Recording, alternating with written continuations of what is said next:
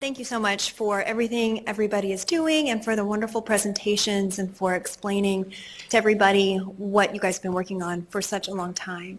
I did have a couple of questions about the JE vaccine and the presentation with that earlier, and I just wanted to, you guys aren't able to answer the questions, but I wanted to give a comment and maybe a line of thought to see what your thoughts would be on that. So my understanding is that there were 12 cases of JE in about a 19-year span. So in those 12 cases, that boils down to less than one case per year. So if we're looking at that, you also mentioned that the death rate in JE is 33% in one case. So in less than one case per year, the possibility of dying is about 33% of that.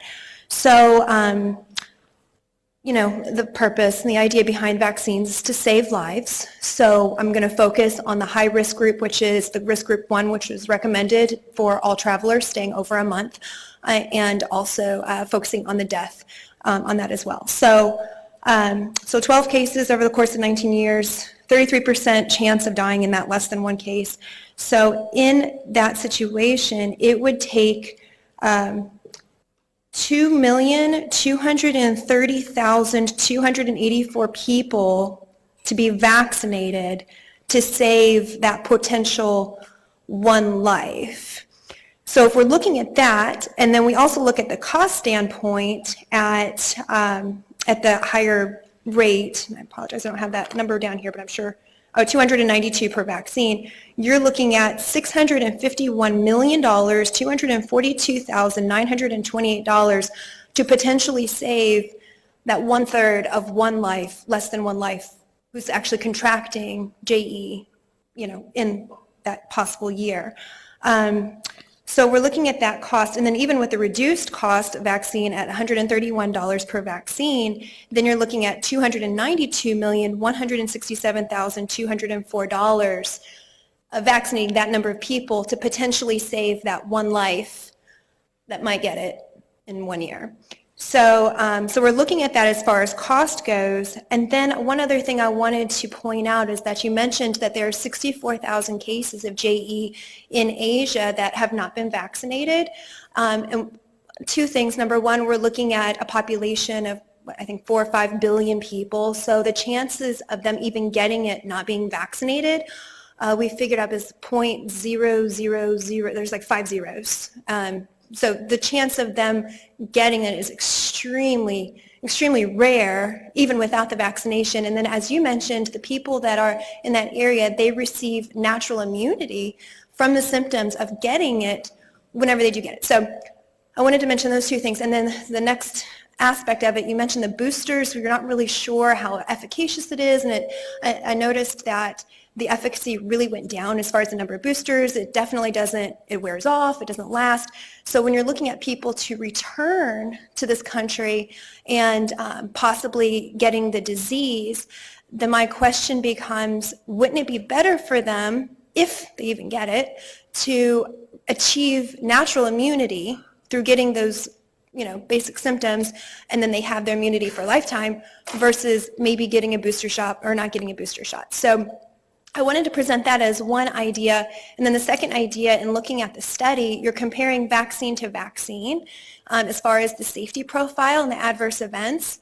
So my first thought is, if you're comparing to those two vaccines, I would want to know from the second vaccine, what's the safety event profile on that vaccine in comparison to an inert saline placebo, and comparing it in that way, because we don't really know, like, what if this vaccine has a ton of adverse events?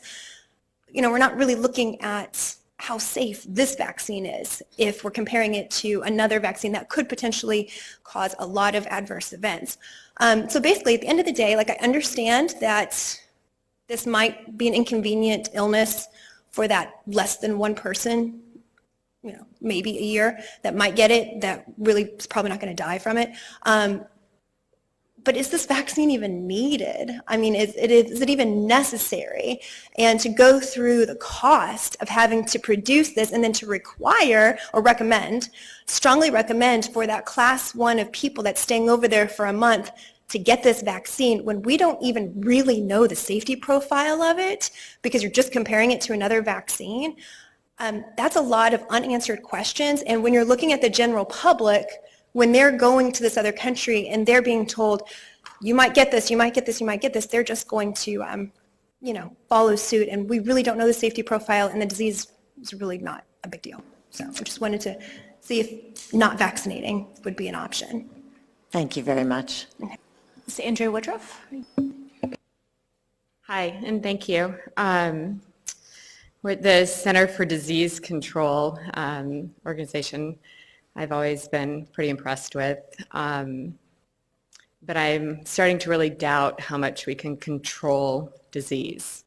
I think at best we can manage it.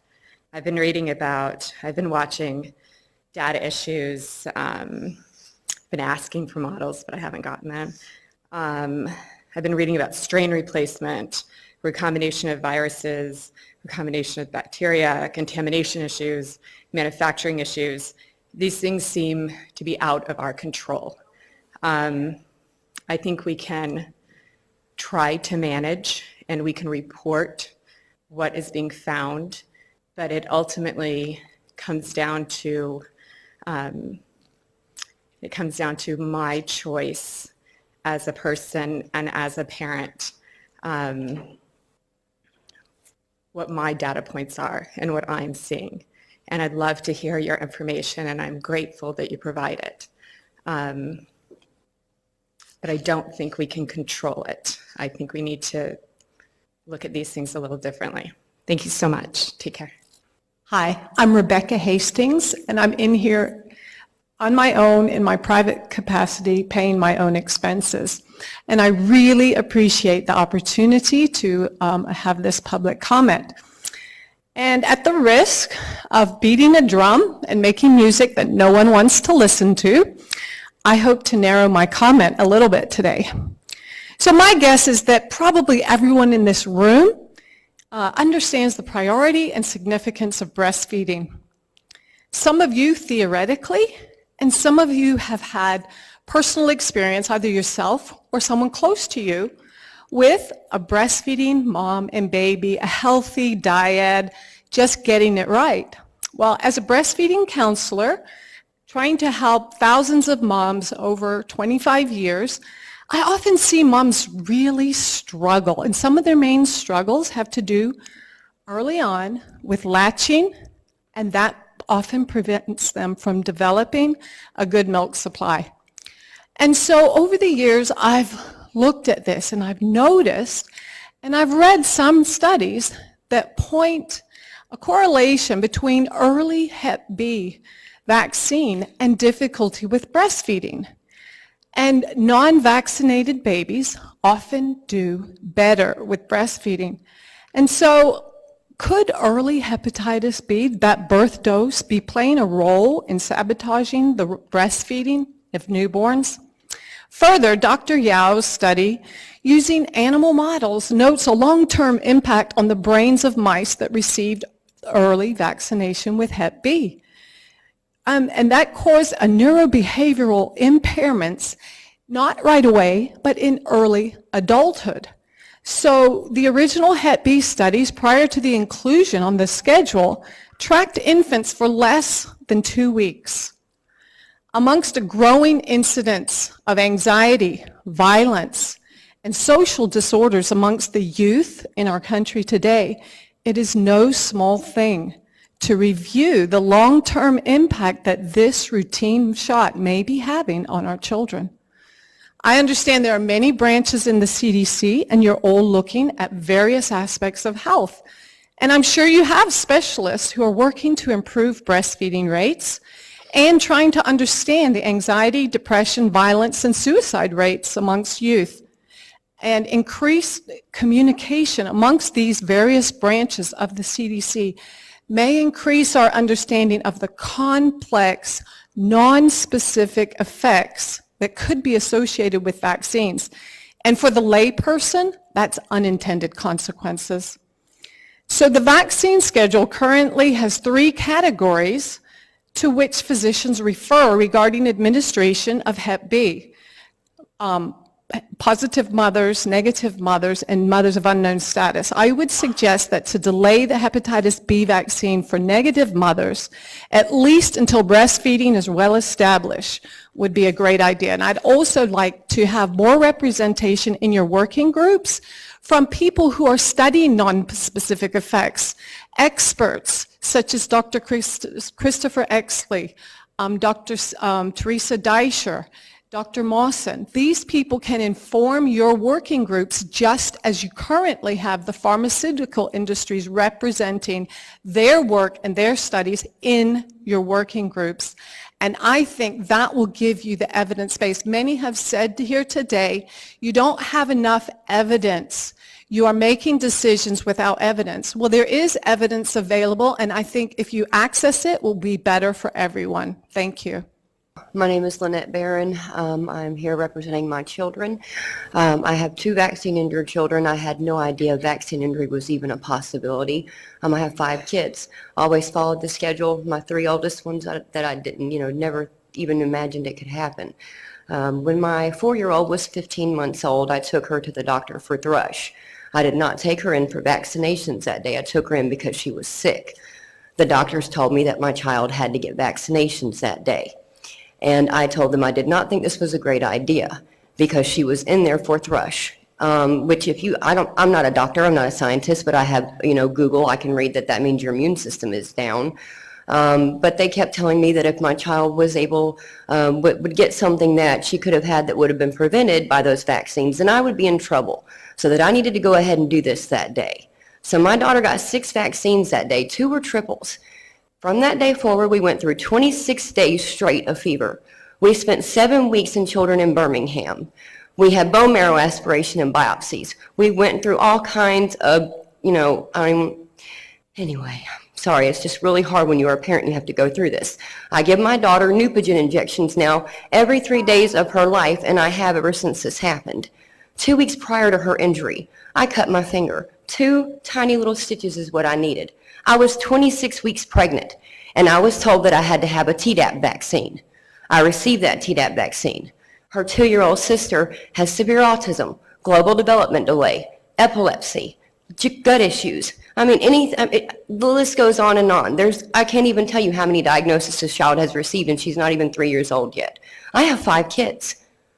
My kids, my older kids didn't get a schedule like this, and we didn't see problems like this. The schedule keeps growing and keeps growing and keeps growing, and you're creating people like me. I don't want to have to know all this vaccine science. I don't want to have to read every book about this stuff, every medical journal. I'm a mother. Now, seriously, I have turned my entire life around in order to try to help other people avoid the same pain my family has to go through. And if y'all had all the proper science, like this sweet woman just said, from actual scientists other than just the people who are being paid to do these things. Pharmaceutical companies aren't thinking about people like me. They're not thinking about those children who don't need to be vaccinated again. They're not thinking about, I'm sitting next to Paul Offit earlier, the same man who says if you're not going to vaccinate your children, they should be taken by the state.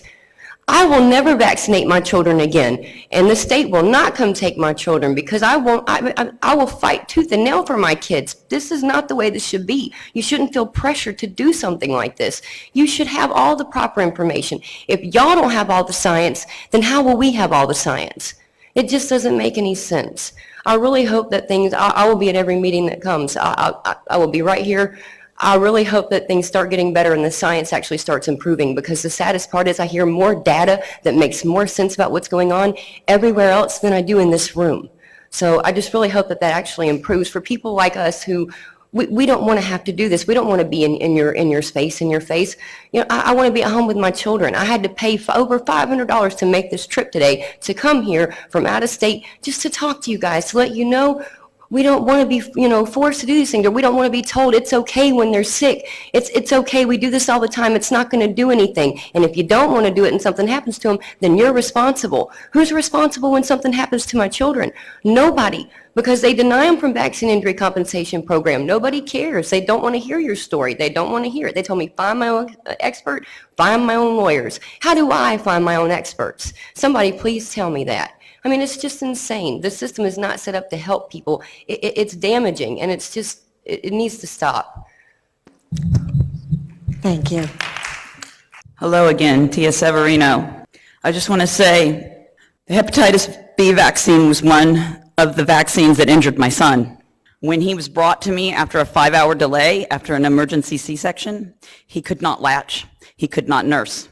I ended up having to supplement, even though it was my desire to exclusively breastfeed him. I thought I was going to take the cautionary approach to vaccinations. He only received 4 vaccines. 4 individual separate vaccines separated by 3 to 4 weeks. And he still ended up injured, okay? I'm sitting here listening to you guys talk about a shortage in the hepatitis B vaccine for newborns. And I, for the life of me, cannot understand why you are recommending this vaccine for a sexually transmitted disease for day 1 old infants. And I would like to point out for this panel that the United States has the highest day 1 infant mortality rate in the world. Why? We're supposed to have the best medical system in the world. Why are more babies dying the first day of life here in this country? Why do we have the highest rates of infant mortality? We have the highest vaccination rates. We should not have children dying. Babies go in at 2, 4, and 6 months and are routinely injected with up to 23 antigens. I'm standing right here representing a friend of mine named Priscilla and her husband Will, whose daughter died after receiving her 4-month vaccines. This was determined to be caused by vaccines. Now, with the hepatitis B vaccine, by the time my son is sexually active, guess what? That vaccine's not going to be protecting him. It lasts maybe 8 to 10 years. So you're telling me that I needed to inject my newborn child with a sexually transmitted disease vaccine that it's going to wear off before he's ever even sexually active? It makes no sense to me. If you guys are worried about a shortage in hepatitis B vaccines, why don't you just stop giving them to babies? Then you'll have more to go around. Thank you. Thank you. And with that, I think we've completed all that signed up for public comment, and I think that we've completed the June 2018 ACIP meeting. Thank you all so much.